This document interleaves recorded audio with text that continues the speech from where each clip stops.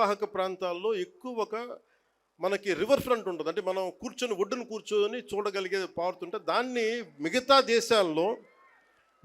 దేశాలు విపరీతమైన tourism develop చేస్తారు. మనకి నదులు అనేవి మనం ఎలా చూస్తామంటే విదేశాల్లో కేవలం అక్కడ కూర్చోబెట్టి రెస్టారెంట్స్ లేదంటే ఇవి పెడతారు. మన నది మన జీవనంలో భాగం. మన నది మన సంస్కృతిలో భాగం.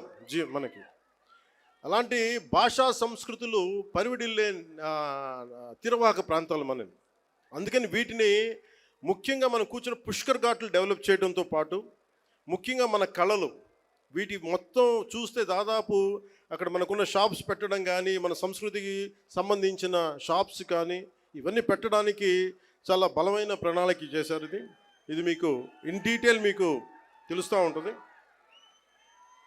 అలాగే ఇది ఒక్కటే కాకుండా మనకి అన్నవరం కానీ గండికోట కానీ అలాగే మళ్ళీ కూర్చోబెట్టి మనకి ఈ శ్రీశైలం కందులు దుర్గేష్ గారి నాయకత్వంలో ఆయన విదేశాలకు కూడా వెళ్ళారు. ఇక్కడి నుంచి వియత్నాం వెళ్ళి ప్రత్యేకించి మన బుద్ధ భగవానికి సంబంధించిన అవశేషాలని ఆయనకి అందజేయడం జరిగింది. ఇలాంటి వాటన్నిటికీ అంటే మన టార్గెట్ ఏంటంటే ఆయన ఆధ్వర్యంలో ఈ